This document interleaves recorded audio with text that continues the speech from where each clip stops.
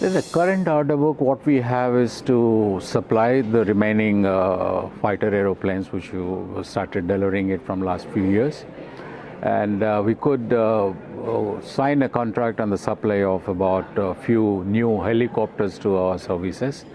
So this makes it, if you're looking at a robust order book, that if you're looking at the kind of a turnover, what we're looking is about 17,000 to 20,000 in between. So it would give us about 3.5 years run from now.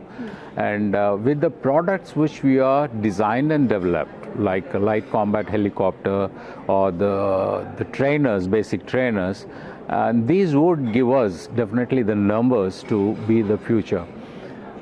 And as we are the largest aviation industry and the biggest defense public sector, and we've been supplying the platforms to the Indian defense forces like Indian Army, Indian Navy, Indian Air Force, Indian Coast Guard. So the requirement is specific and the supplier is unique.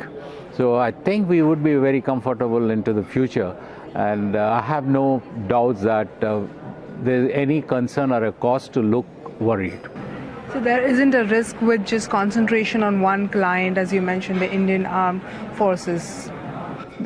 This industry is a unique industry. Like even if you look at the world, and each country has one odd company to do this. There can't be many. When you are a platform maker, a big man is only one. But then the people who make the aggregates for it and supplies to it, there could be many. The ecosystem of an aviation industry, especially in the defense, could be large, but the supplies would be from one single source mostly, because the guarantees and warranties and the technology which is involved, I mean, it's a very highly process oriented, and then you can't just take any risk on the quality part of it.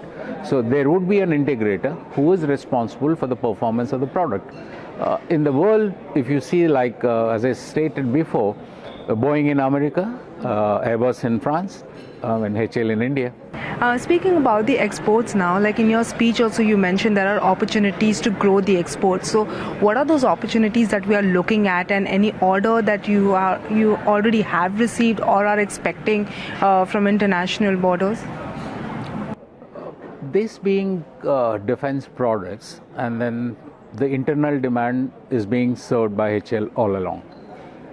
Now, as the indigenous products have proved its performance, like the advanced light helicopter, which could be used as the cargo or the ambulance or an executive travel or the troop carrier, it has a very multiple roles which could be done, and it has proved its performance in Indian skies. So there are a lot of opportunities for these kind of products to be exported.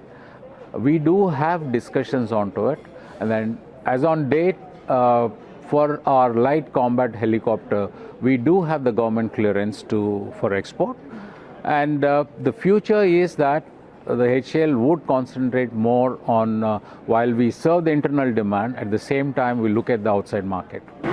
Also, speaking about the numbers, the financials, where do you expect to close FY18 in terms of your margins and top line?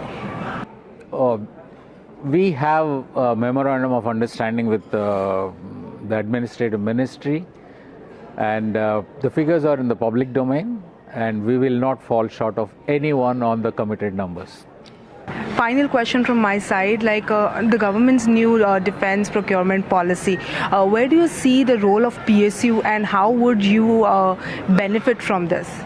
If you see the draft policy which is put on the net, and with the DPSUs, I think very clear paras. I think if I recollect properly, it is 5.2 or something, where it says definitely for HAL and the products which we are putting onto it, and it is really encouraging for us to see a kind of a policy which is put on the draft.